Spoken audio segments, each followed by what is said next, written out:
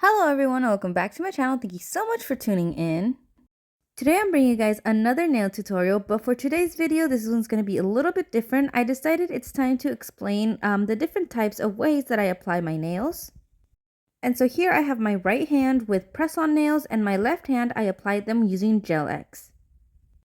There's pros and cons to using these types of methods, but you can see here the end result is basically the same. I've been doing my nails for quite a few years now, and these are my two favorite methods to do. And so if you guys are ready, please keep watching and let's get started.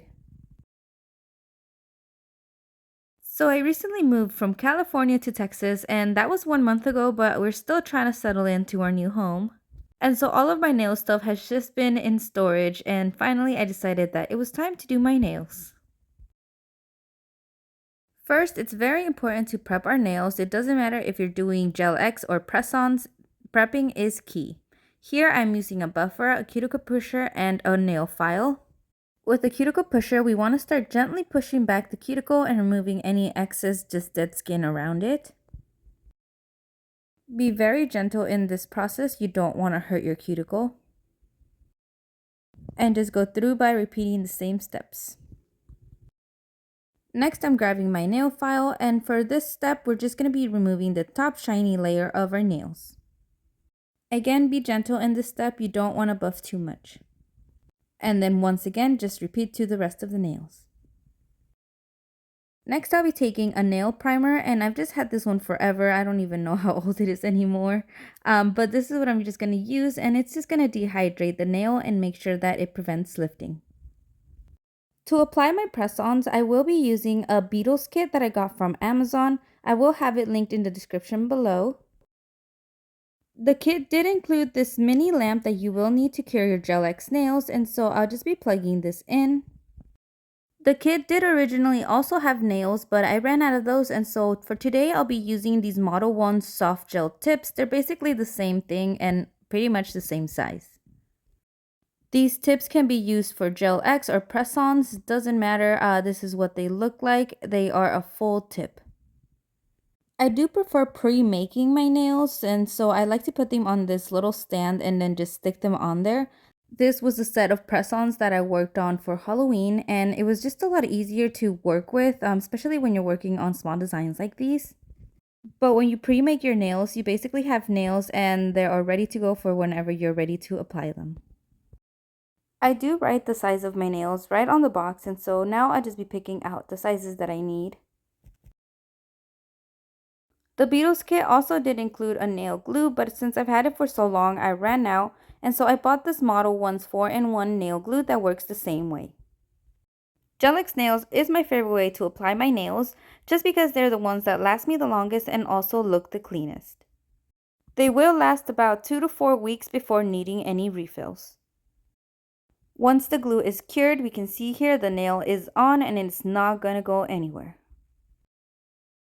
Here I'm going to show a small close-up of how I apply these nails. We start off by just using our nail glue and make sure that you get all the edges. Don't apply too much glue because you don't want it coming out of the sides of the nail. Now that we have prepped our nail tip, we can apply it right to our fingers. And so we're going to start just in the cuticle and push up. And so you can see here the nail glue starts to move. You just want to get to the very tip. Once you get there, we're just going to apply it right under our light and cure. Gel X nails can be pre-made just on the stands like I showed you guys, but be very careful since you do need the glue to cure. The light has to be able to go through it. And so most of the time when I prep my nails for Gel X, I do usually do a French tip just to make sure that I'm able to see the base of my nails. You can use nail polish on Gel X. Just make sure that it's like a jelly color or something very sheer. Just sheer enough to be able to see the glue and the light for it to go through and cure. The only reason I don't always use Gel X nails is because of how often I have to do my nails. I like switching it up every week, and so with press-ons, they actually fall on their own within a week, so that works better for me. Gel X nails do have to be drilled and soaked off, so then that takes a very long time to do every week. It is very important to cure the glue all the way through, and so I do take my larger nail lamp and then just stick my hand in there for a few more seconds. Also, don't forget the bottom of the nails. And so once that's cured, we have our nails, and we can see here they look so nice and clean, very natural. There is no bubbles in the glue, and we can bend them and move them around. They are not going to go anywhere. For press-on nails, we don't need any lamps or anything. This one is only applied with nail glue. There is these that I have, or also this one that looks more like a nail polish. For press-ons, I do usually have them all done and designed before I apply them, but for this video, I'm just going to be applying them when they're clear. This glue is very strong and works really fast, so make sure you do this quickly. And just press down really hard and hold it for a few seconds. For press-ons, I never do French tips because usually you can see all the bubbles and everything inside the nail. If you compare it to the Gel X, you can see the Gel X is nice and clean, but the press-on has all the glue residue inside of it. Here I have the rest of the press-ons on, and you can see again the glue right inside of the nails. Compared to the Gel X, you don't really see anything at all. Moving on, the next step is to take a buffing block, and this right here is going to help your nail polish stick to the nail. And you do this for press-ons and Gel X, it doesn't matter. This is just to make sure that your design is going to last longer. Again, make sure to do this to all of the nails, and now we can apply some nail polish. For today's nails, I will be using Born Pretty's Thermal Nail Gel. This means that it's color changing based on hot or cold temperatures. This specific one is purple when it's cold and pink when it's warm, and so I'm just going to be applying this to all of my nails. Make sure to apply a nice thin even coat of nail polish. You don't want to put too much. And you can see here it does start to turn pink even though it's kind of purple, but that's just because there's different temperatures in the room and my hands are probably warm. This is what the nail looks like after just one coat of nail polish, and now we're just going to cure.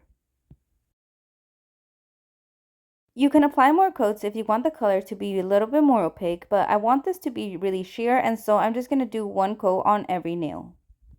I did want my index and my middle finger to have more of a French tip, and so I'm just going to be creating that with the nail polish here. To sharpen out the edges, I am going to be taking my Born Pretty nail brush, and I just like this one because it's super sharp, and it just helps me really get in there in the very thin edges. I really don't have much art skills, and so this step was actually very hard. Usually I do like to just use my Cricut and make some nail decals and guides, but since we're moving, everything is still packed in storage, and so it was really hard to get.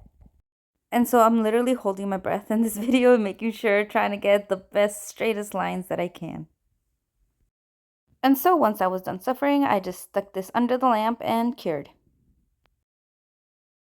And now that it's cured, we have our nail base colors done. Since I didn't make any nail decals, I will be adding some bling here with the stuff that I found at the Dollar Tree. It's basically just different size hearts. It did also come with a little pencil for application. I will be using my rhinestone glue to apply these, and we're just going to start with the thumb and just apply one big dot right in the middle. Make sure to be generous with the glue. You don't want your rhinestones to fall off. And so after you have placed your rhinestone, make sure to cure. This rhinestone is actually very big, and so I'm just going to give you guys a quick hack to make sure that these are not going to fall off. And so once again, I'm just going to be using my Born Pretty brush and just going to be using some glue and taking like a small drop right at the very tip of my brush. From here, I'm just going to be applying to the underside of that rhinestone to make sure that it's really gripping onto the nail form. Make sure to do this on both sides, and with any rhinestones that are really big, this is really going to help them stick on longer. Using a very thin brush like the one you see here is going to really help you get that glue right in all those nooks and crannies.